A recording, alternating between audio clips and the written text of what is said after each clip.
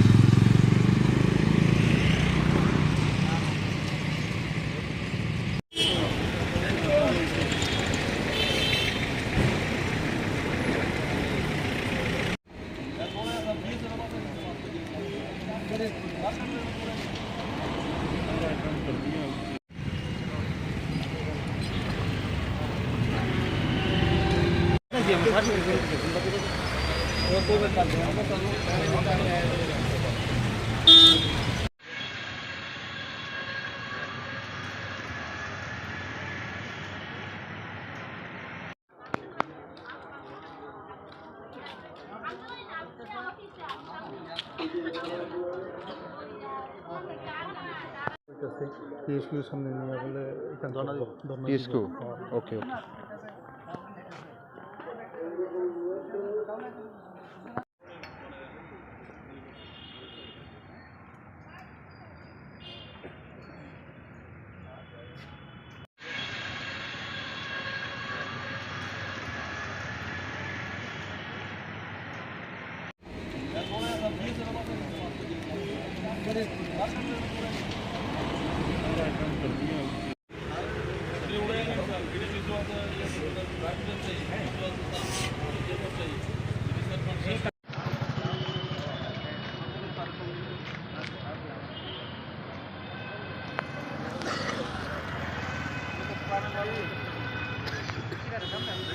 Okay okay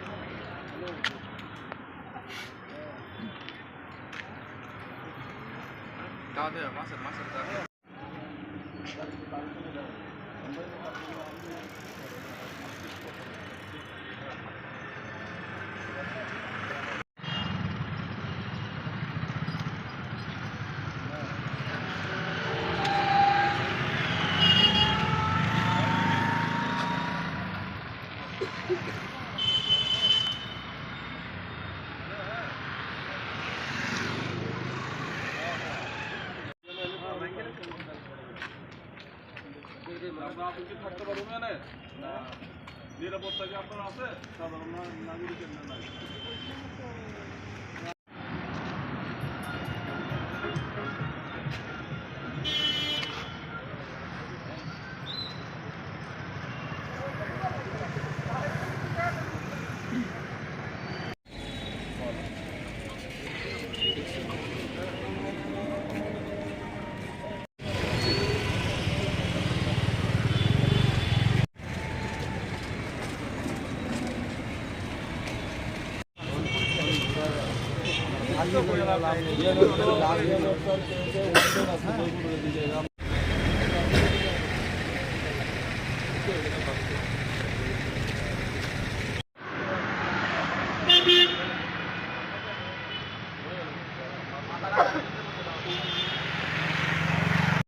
আমরা তো মোবাইলে ছিলাম আমি, হুম। তো থানা থেকে একটা ইনফরমেশন পাইছে যে জয়পুরে একটা গাড়ি ভাঙবে শুরু হয়েছে।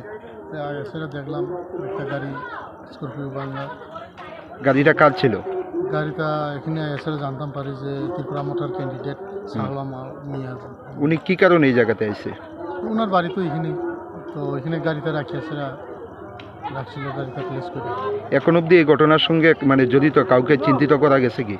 আমি আসে এখানে শুনতে পারছি যে ইভিনিং লোকাল পাবলিক নাকি একজনকে তারা আটক করে সেটা থানা পাঠাইছে। ওর নাম পরিচয়? না, এগুলি আমি এখনো জানি না। গাড়িটা কোথায় বর্তমানে? গাড়িটা তো এখন ক্যান্ডিডেট লইয়া যাইতেছে তার বাড়ি থেকে। আমার গাড়িটাকে দেখুন, দা দিয়ে কুপিয়ে কি করছে, আমাদেরকে হত্যা করার চেষ্টা করা হয়েছে।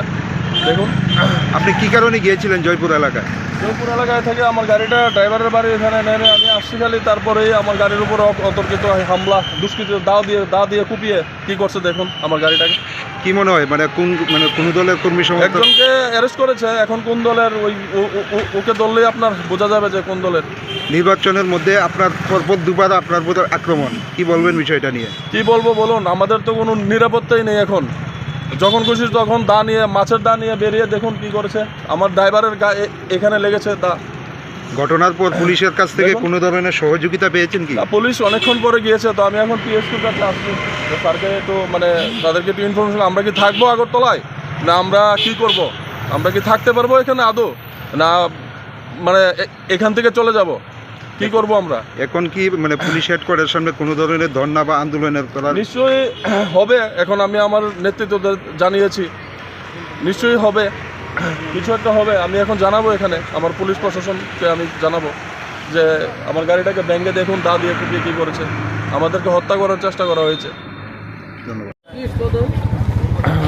ওই আপনার আমাদের আগরতলার জয়পুরে আমরা আসার মানে আমি খালি গাড়িতে নাইমা খালি বাড়িতে গেছি, ওই সময় আপনার কিছু দুষ্কৃতিকারী অন্ধকারের মধ্যে গাড়িটা ছিল, ভাবছে যে আমি ছিলাম, আমার ড্রাইভারকে আক্রমণ করছে আর আপনার গাড়িগুলি সব ভেঙে দিয়েছে।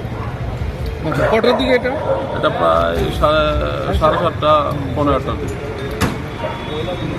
তো আপনার কি মনে হয় বিষয়টা কিসের ইঙ্গিতে আপনার উপরে হামলা? এখন এটা রাজনৈতিক বিষয় হইব, নাহলে তো আমার তো আর কোনো শত্রু নাই বা এরকম কোনো ইয়ে নেই। কারণ ওইখানে জয়পুরে একজনকে অ্যারেস্ট করছে, ওকে এখন জিজ্ঞেস করলেই হবে। একটা মাছের দা নিয়ে এসে এলোপাতারি আপনার আক্রমণ গাড়ির মধ্যে। গাড়িটাতে শুধু আমার ড্রাইভারটাই ছিল, আর আমরা খালি নেমে বাড়ির দিকে আসছিলাম হেঁটে। আচ্ছা, আপনার ড্রাইভার কি এমনি আহত হয়েছে? হ্যাঁ, আহত হয়েছে, ওর গলায় একটু মানে দায়ের গিয়ে লেগেছে। কোথায় আছে এখন এখানে আছে, আর বিএসএফ ওকে বাঁচানো হয়েছে চিৎকার। আচ্ছা, তো আপনি এখানে এই মুহূর্তে আপনি কি প্রশাসনের দ্বারস্থ হয়েছেন? হ্যাঁ, আমি পিএসকিউতে আসছিলাম স্যারের সঙ্গে দেখা করতে, যে আমাদের কি নিরাপত্তা আছে, আমরা কি আদৌ থাকতে পারবো, না এই সন্ত্রাস চলবে। তো স্যার বলছে, আশ্বাস দিয়েছে যে এগুলো বন্ধ হবে। এখন আমি থানায় যাচ্ছি, এফআইআর করবো। আচ্ছা, আপনি মনে করুন এই মাত্র 23 বিধানসভা নির্বাচন সম্পন্ন হলো, এর মাঝে বর্তমানে এহেন পরিস্থিতির মাঝেও একের পর এক সন্ত্রাস চলে যাচ্ছে, সেই বিষয়টাকে আপনি কোন নিরিখে দেখছেন? কি বলবো বলুন, এখন এই সন্ত্রাস তো একমাত্র প্রশাসনই বন্ধ করতে পারবে, তাছাড়া তো আর কেউ এই সন্ত্রাস বন্ধ করতে পারবে না। যা দেখছি এখন দিন দিন মাত্রা অতিরিক্ত আপনার সন্ত্রাস চলছে। আপনার দেখুন না, সারা বিশালগড় জুড়ে সন্ত্রাস, রানীবাজার, মানে সব জায়গায়, পুরো ত্রিপুরাতে এডিসি বাদ দিলে আপনার পুরো এডিসির বাইরে পুরো ত্রিপুরাতেই সন্ত্রাস চলছে। এর জন্য কাকে দায়ী করবেন? এর জন্য আমি কাকে দায়ী করবো? এলাকার যারা মানে যে দুষ্কৃতিকারীরা আছে, তারা তো কিছু নেতাদের ছত্রছায়াই এগুলো করছে, তাহলে তো এগুলো করতে পারবে না। তারা কোনো নেতার আশ্রয়ে? নিশ্চয়ই কোনো নেতার আশ্রয় করবে, নাহলে এত বড় আক্রমণ কিভাবে হবে বলুন।